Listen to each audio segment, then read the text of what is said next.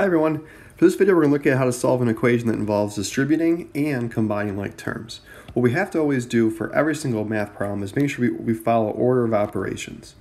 So what we have to always make sure we do is leave addition and subtraction as our very last step.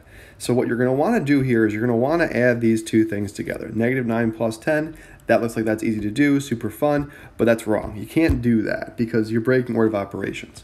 10 is actually being multiplied by this whole thing in parentheses here. So that is our multiplication and division step, which has to come before any adding and subtracting.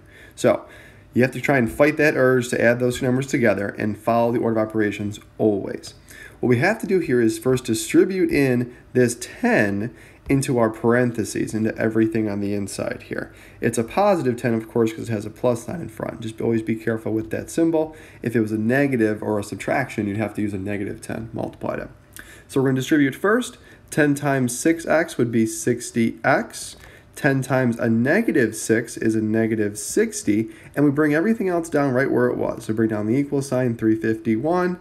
But don't forget we had a negative 9 in front, and that was adding on the rest of it there. So there is a plus sign in between. The 10 is gone. We've used that 10 to multiply in, so don't put any more 10 there. That's already taken care of.